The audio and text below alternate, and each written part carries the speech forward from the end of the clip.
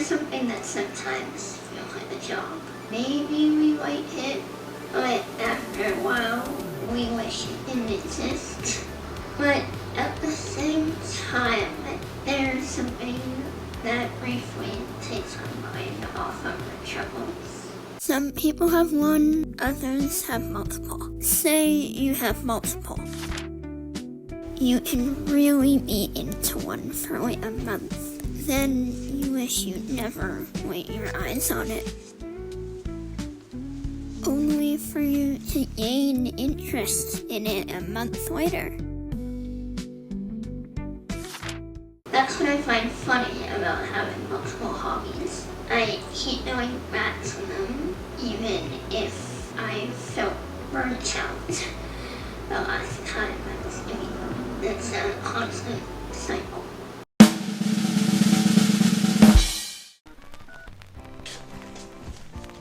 I am kidding.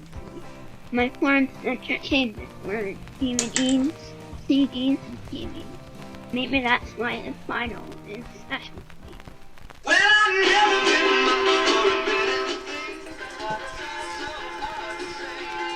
I didn't listen to vinyl as a kid. I discovered it when I became an adult. It wasn't something I carried over from my childhood. It's something that my adult self can have for themselves. Myself.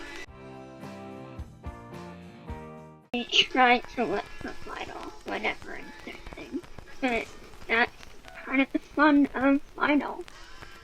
You have to go looking for it. You have to physically have something in order to listen to it. I found the majority of my collection at thrift stores, and I like the fact that I'm continuing to enjoy vinyl that someone else gave away.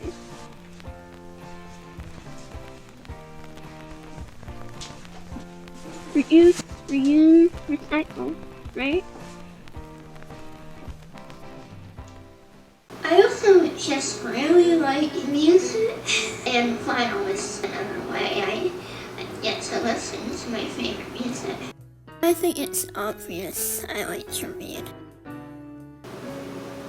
I blame my parents.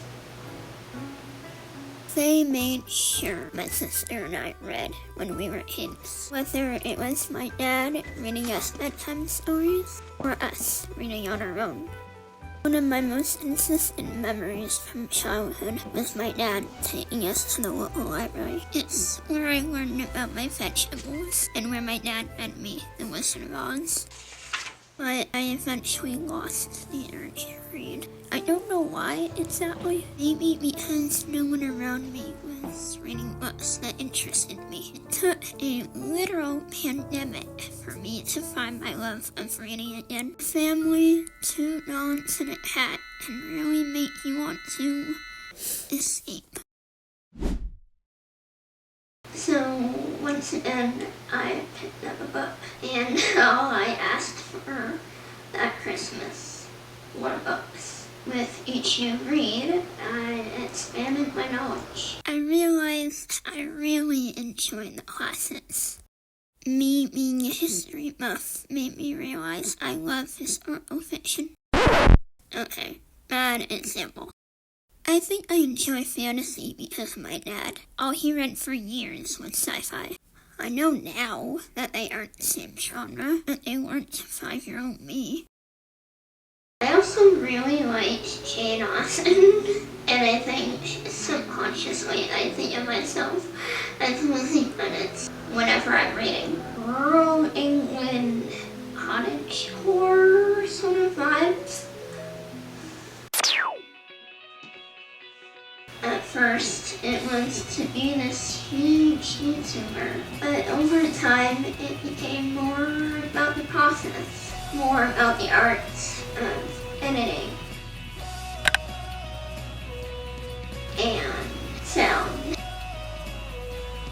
Everything else you need to do. So now I consider YouTube to be one of my hobbies. YouTube is my version of keeping a journal. I get to look back at my past, and I do mean look at my past. You can't look at your past when you write it down. I'm not saying that you should keep a journal if that's what works for you personally. But for YouTube, yes, it takes a while to film and even longer to edit. You have to do unconventional things just to get one shot. Hopefully you're proud of what you create, and all that time, work, and energy you put in was worth it. Of course, while I know that I've greatly improved my skills over the last decade, I know that I can always improve them even more. Take this entire video. I've never done anything like this before. I've never made anything this cinematic before. I've never written down the entire script before even filming. I've never really written down what camera angles I wanted, what actions I should do with each camera angle. For the last decade, I've been winging it. Some YouTubers I really like only do cinematic videos. And I have YouTubers that I like who do what might be considered crappy videos. I don't think anyone masters anything 100%. Even if it seems like they have. Maybe a year from now I'll think that this video is crap. But for now, I'm going to enjoy the fact that I'm improving my skills in something that I enjoy doing. I take a certain pride in my hobbies. On both sides of my family, there are some very creative people.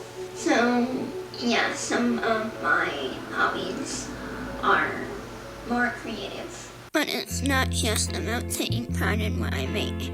It's also pride about what I learn. In collecting something I think is interesting, or listening to something that I enjoy. So, I hope you enjoy your hobbies. I hope you have some pride in them, and